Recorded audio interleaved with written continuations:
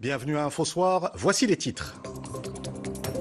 Rabat accueille un forum d'affaires maroco-nigérian. Des opérateurs économiques des deux pays examinent les moyens de développer des projets communs dans plusieurs domaines. Des secteurs prometteurs comme l'agriculture et l'énergie.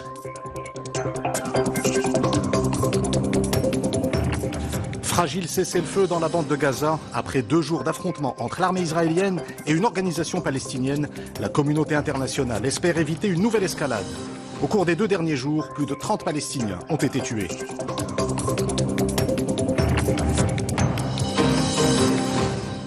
Sensibiliser, écouter et dialoguer pour lutter contre les addictions. Dans son dernier ouvrage, la psychiatre Iman Kandili aborde une problématique sociétale dans sa globalité, drogue, jeux de hasard, addiction à Internet. C'est un événement très attendu par les cinéphiles. La 27e édition des Semaines du film européen s'est ouverte lundi à Marrakech et hier soir à Casablanca. L'événement présente un tour d'horizon du cinéma européen actuel. Madame, Monsieur, bonsoir. C'est un géant économique africain. Le Nigeria est aussi le premier marché du continent avec ses 200 millions d'habitants. Abuja souhaite aujourd'hui passer à une étape supérieure dans ses relations économiques avec le Maroc.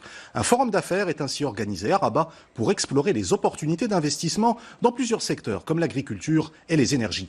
Les enjeux de cette rencontre dans ce reportage de Nadia Ouahta et Youssef Lotfi, le récit est de Amina Ben Khalq.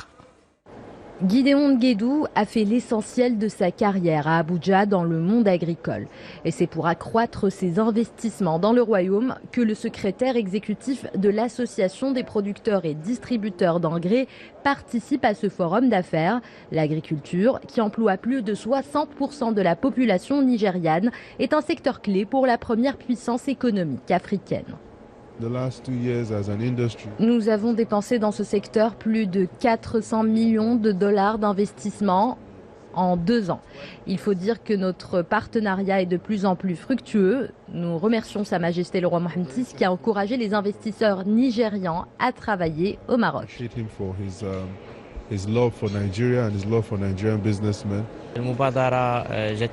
C'est l'occasion de mobiliser les entreprises marocaines et de les inciter à développer un partenariat avec le Nigeria dans plusieurs secteurs. Parmi ces secteurs, l'énergie. Dans ce domaine, il y a ce méga projet qui lie le Maroc au Nigeria, un gazoduc d'environ 400 km qui longera les côtes d'une dizaine de pays. Ce forum est justement l'occasion pour le Maroc et pour le Nigeria d'expliquer en détail l'intérêt de ce grand projet et comment il profitera à plusieurs pays à la fois.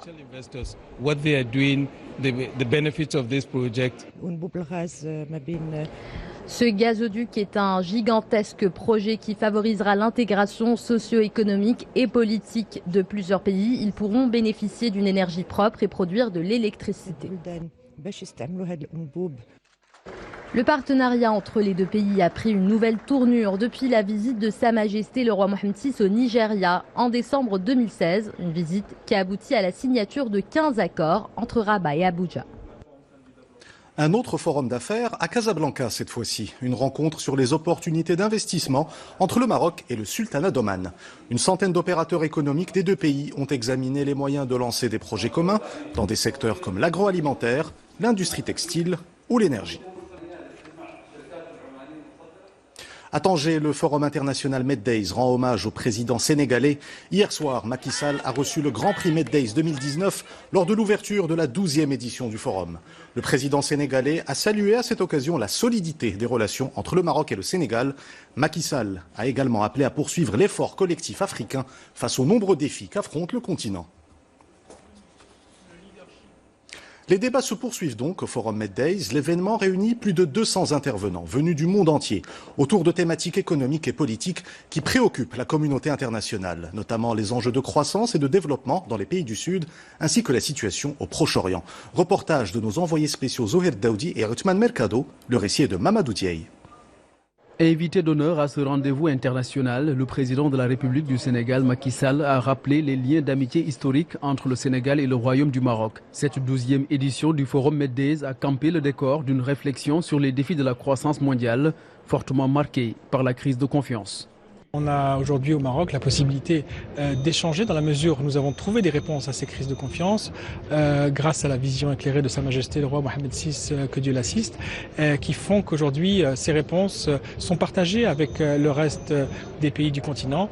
Et à l'occasion de ces Med Days, c'est aussi l'occasion de partager sur des initiatives telles que l'INDH ou d'autres initiatives lancées au Maroc et qui sont transportables sur d'autres pays en Afrique. L'occasion était également pour Riyad Al-Maliki, ministre des Affaires étrangères de l'autorité palestinienne, d'appeler à une protection internationale du peuple palestinien. Cela fait suite aux récentes frappes aériennes menées par Israël et qui a fait plus de 30 morts. Le Royaume du Maroc soutient énormément la cause palestinienne et surtout la ville d'Al-Quds.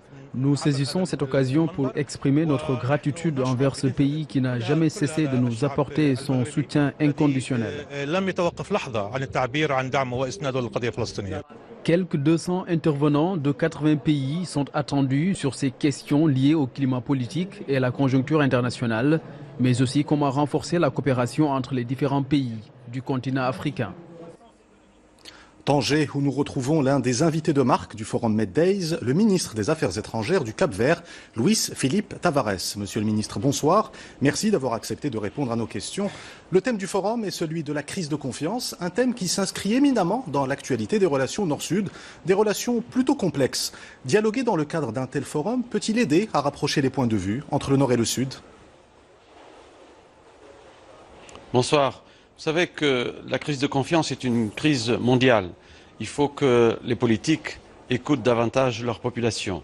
Donc ce thème d'aujourd'hui et d'hier est un thème qui est porteur, important et surtout quand on se retrouve ici à Tanger avec des hommes et des femmes du Nord et du Sud pour discuter de ce genre de problématique est en soi une bonne chose.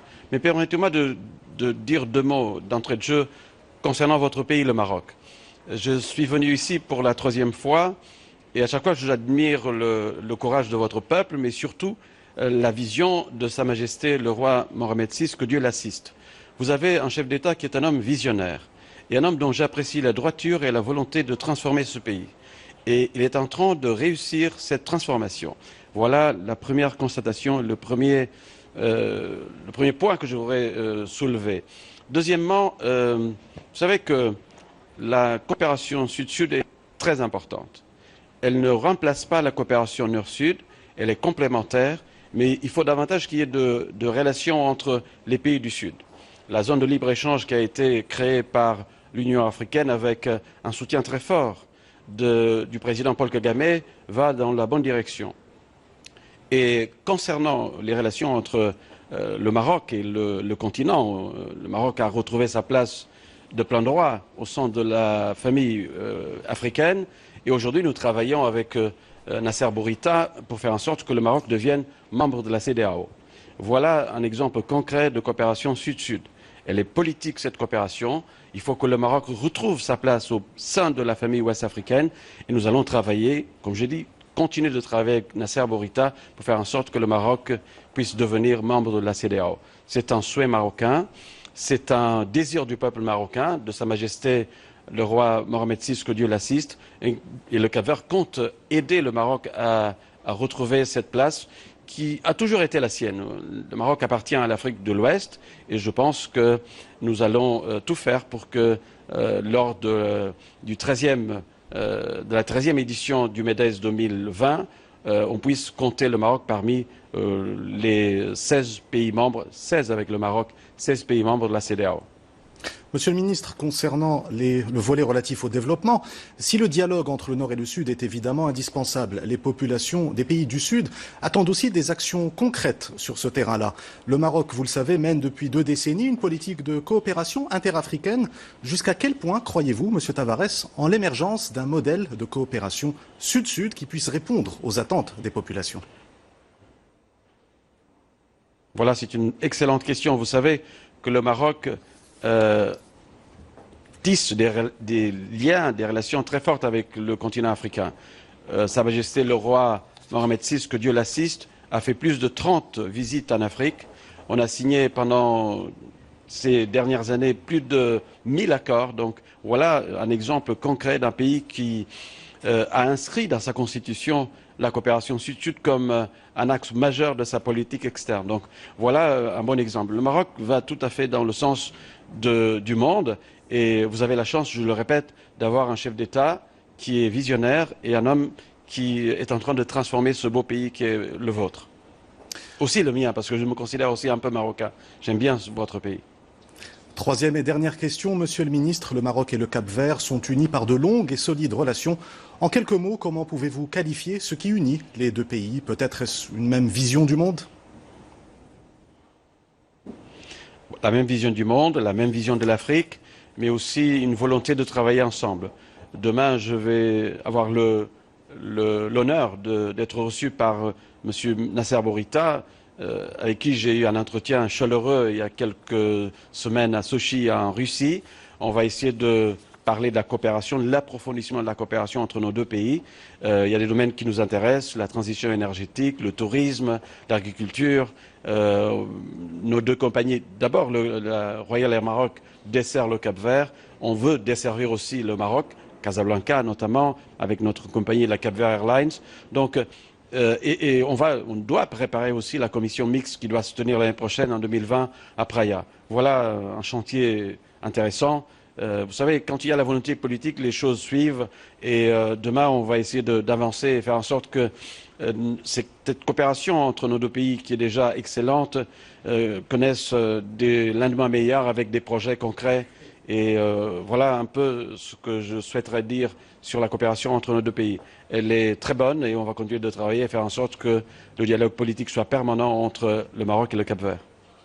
Luis-Philippe Tavares, ministre des Affaires étrangères du Cap-Vert, merci d'avoir répondu à nos questions. Vous étiez en direct depuis Tanger. Merci à vous.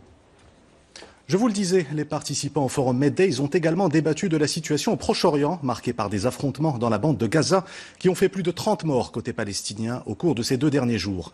Des combats opposant l'armée israélienne à l'organisation palestinienne Jihad islamique. Un cessez-le-feu est entré en vigueur ce matin. Les développements avec Mehdi Foudi. Des débris éparpillés sur le sol, des vêtements en lambeaux, de la poussière, c'est tout ce qu'il reste de cette maison. L'habitation située dans la bande de Gaza a été la cible hier d'une frappe meurtrière de l'armée israélienne. Les 8 membres d'une même famille, dont 5 enfants, n'ont d'ailleurs pas survécu à cette attaque. Les habitants de ce quartier sont encore sous le choc. C'est un crime, une catastrophe. Le plus âgé des enfants avait seulement 14 ans. Selon les autorités israéliennes, l'attaque ciblait l'un des chefs de l'organisation du djihad islamique. Face à cette nouvelle escalade de violence, un cessez-le-feu a été décrété ce matin. Si le calme semble être revenu dans la bande de Gaza, la trêve pourrait une fois de plus être éphémère. Ces 2 derniers jours, la vie était horrible. Les gens avaient peur et s'attendaient à une guerre. Mais grâce aux efforts déployés, la situation est plus calme.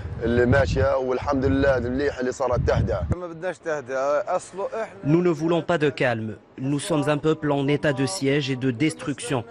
Nous voulons que leurs mouvements soient handicapés, tout comme les nôtres. Depuis le début de ces combats intenses, il y a 2 jours, au moins 34 Palestiniens ont été tués par l'armée israélienne. Selon Nikolai Mladenov, émissaire de l'ONU pour le Moyen-Orient, les prochaines heures seront cruciales pour éviter un bain de sang. Toujours dans la région, la situation reste tendue au Liban, près de la capitale Beyrouth.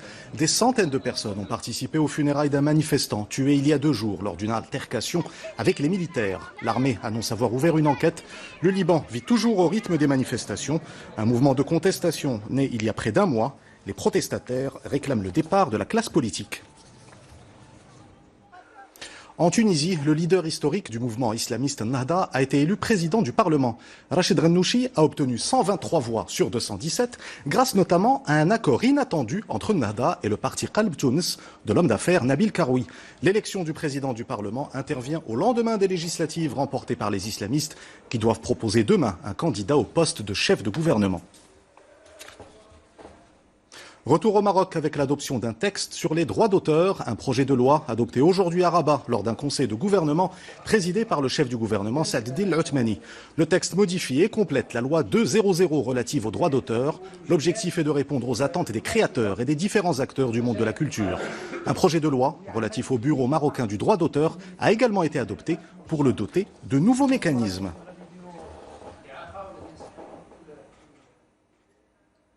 C'est un geste de la vie quotidienne et pourtant, bien lire une facture d'eau et d'électricité n'est pas toujours une chose aisée. Les données et les graphiques contenus présentent avec précision les détails et l'évolution de votre consommation. Comment s'y retrouver? Élément de réponse dans ce reportage de Isa Sharqi et Mohamed Chahima.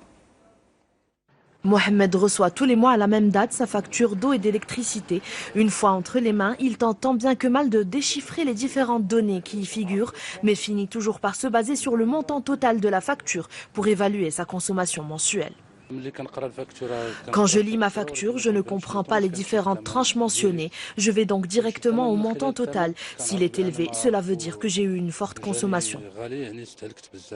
Une facture d'eau et d'électricité se décompose en plusieurs rubriques comprenant l'ensemble des informations relatives à la facturation, telles que les détails de votre consommation en kilowattheure par tranche et par prix unitaire, le montant total à payer, ainsi qu'un graphe représentant l'évolution de votre consommation afin de mieux gérer votre budget. Un dépliant explicatif est mis à la disposition des clients dans les différentes agences de la régie de distribution d'eau et d'électricité. La facture comprend plusieurs informations qui indiquent la méthode de facturation, comme par exemple la date de relève, l'index, le volume, la période, ainsi que les différentes tranches relatives à la consommation, en plus d'un graphe montrant l'évolution de cette consommation. Pour sensibiliser le client pour comprendre sa facture. Tout d'abord, il y a des dépliants qui se distribuent chaque année. Nous avons une agence virtuelle, une agence électronique où toutes les informations sont disponibles, un site internet où il y a toutes les tranches de consommation. La lecture des compteurs est généralement effectuée après une période de consommation de 30 jours. Les factures d'eau et d'électricité sont ensuite regroupées sur un document qui présente de manière détaillée toutes les informations liées à la consommation. Focus à présent sur l'engouement des consommateurs pour les produits bio, des fruits et légumes issus de l'agriculture biologique. En magasin ou sur Internet, l'offre bio est aujourd'hui abondante, même si les prix restent plus élevés que ceux des produits conventionnels. C'est un reportage de Sarah Fayq et Aïssa Massoul. Choisir un produit bio, c'est souvent un acte qui consiste à accepter de payer plus cher pour consommer sainement. Désormais, une large frange de Marocains privilégie des fruits et légumes issus d'une agriculture biologique. Des aliments sans pesticides dont la production respecte l'environnement et conserve le goût et la qualité.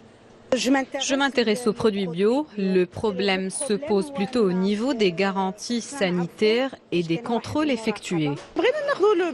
Je veux bien consommer les produits bio vu l'absence des pesticides, mais le problème se pose au niveau du prix qui est un peu cher. Malgré des prix relativement élevés, le bio à la cote des magasins dédiés uniquement aux produits naturels pullule désormais dans plusieurs villes du royaume. Les Marocains de différents niveaux s'intéressent à leur alimentation et à leur hygiène de vie. Ils optent pour des produits biologiques et naturels comme fruits et légumes, produits d'épicerie et produits du terroir marocain.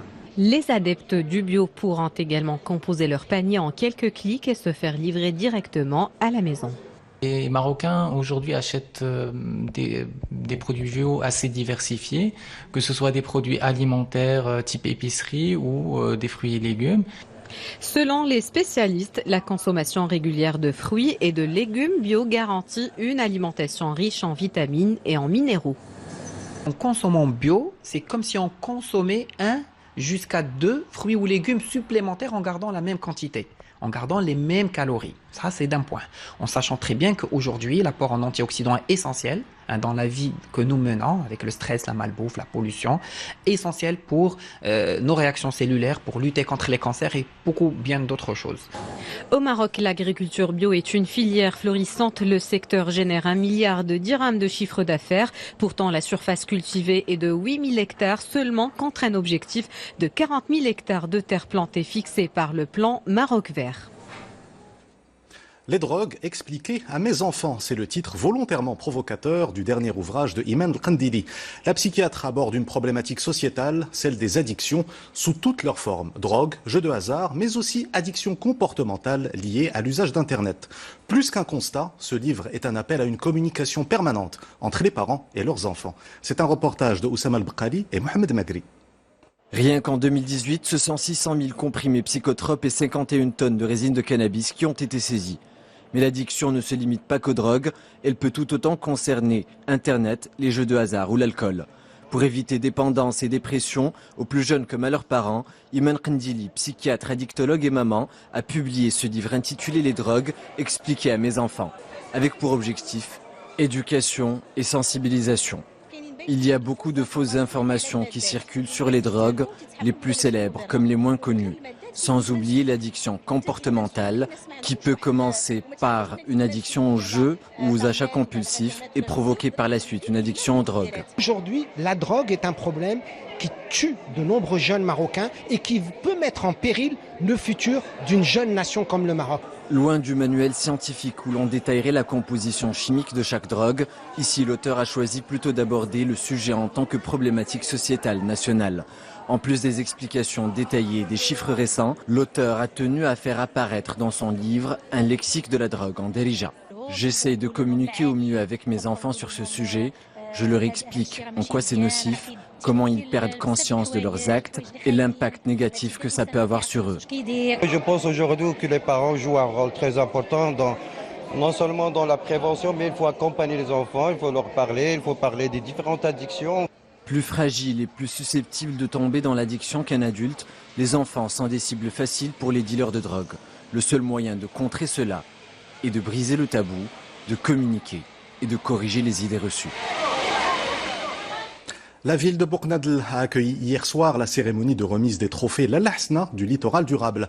Au Centre international Hassan II de formation à l'environnement, Son Altesse Royale, la princesse Lalla Hsna, a présidé cette cérémonie qui récompense les meilleures initiatives en faveur du littoral. C'est un reportage de Nadia Ouhta et Mustafa Saïdouni, le récit est de Hind Ben Abdenbi.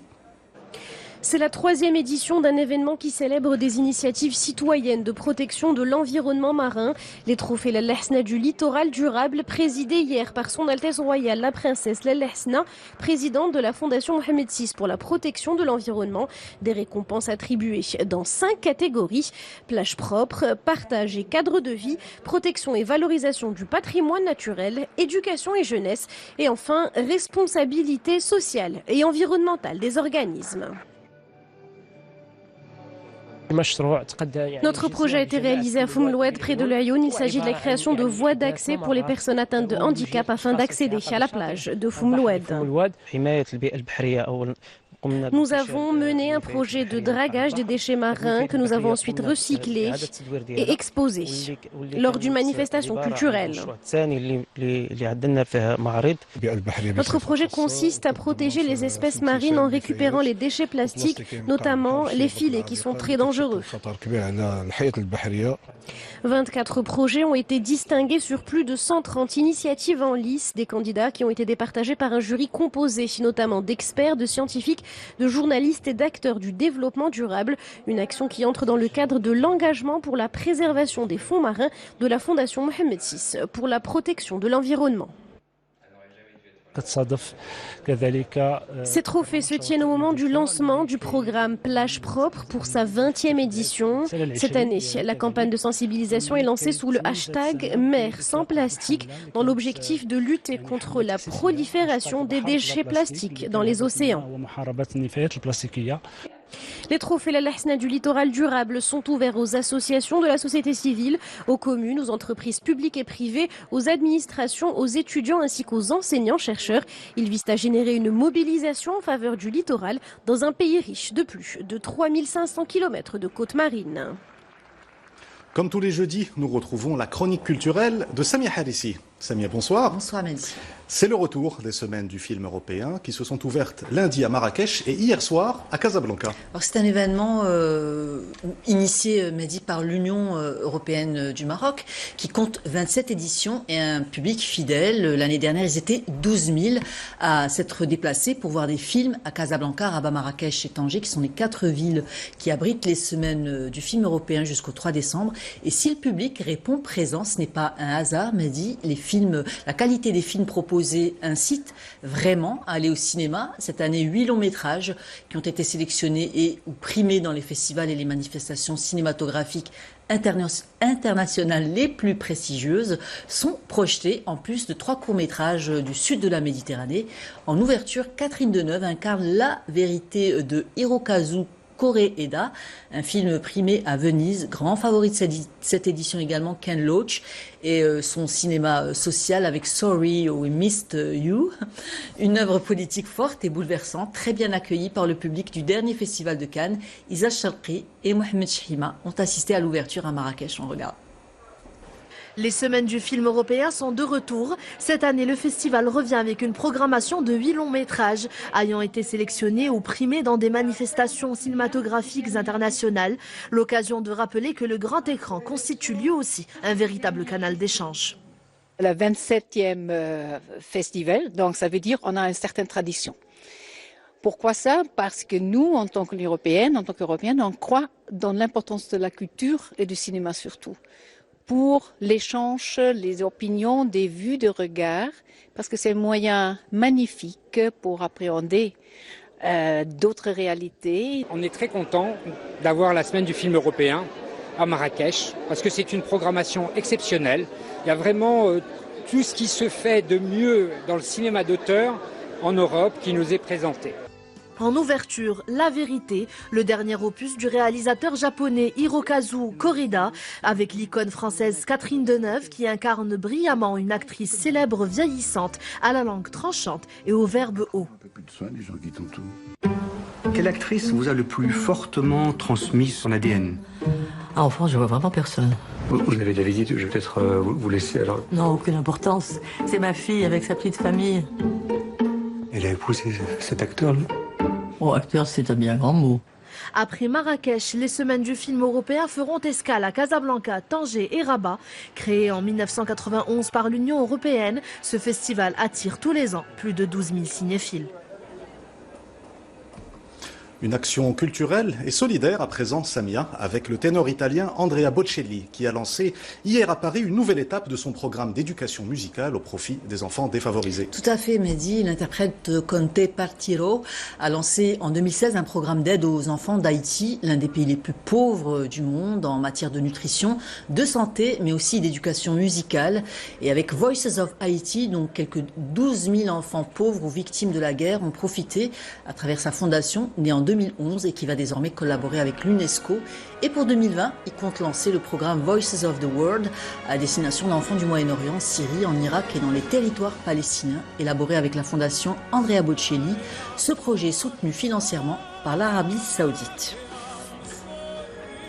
Place à présent, Samia, à l'agenda avec vos propositions de sorties culturelles. Et on commence, Mehdi, avec un jeune groupe de musique qui reprend les grands classiques du chabi marocain version rock. Les Moustaches Orchestra sont en concert demain soir à l'usine à Casablanca et la mère ne rejette pas les souliers par paire. Un monologue théâtral à voir le 16 novembre à la Folle à Casablanca. Rani Belmaachi expose le 21 novembre à Soart Gallery à Casablanca. L'Orchestre Symphonique Royal se produit du 22 au 26 novembre à Oujda, Fès, Casablanca et Rabat, et Tamino, qu'on avait déjà annoncé, mais qui avait changé de date et de lieu de concert, puisqu'il se produit le 22 novembre au studio des Arts Vivants à Casablanca, Mehdi. Merci Samia, nous vous retrouvons la semaine prochaine. Avant de nous quitter, je vous rappelle l'une des principales informations de cette édition. Rabat accueille un forum d'affaires maroco-nigérian. Des opérateurs économiques des deux pays examinent les moyens de développer des projets communs dans plusieurs secteurs comme l'agriculture et l'énergie. C'est la fin de cette édition. Vous retrouvez tout à l'heure Zara Etihel pour Al-Massaïa. Quant à moi, je vous dis à demain. Excellente soirée sur 2M.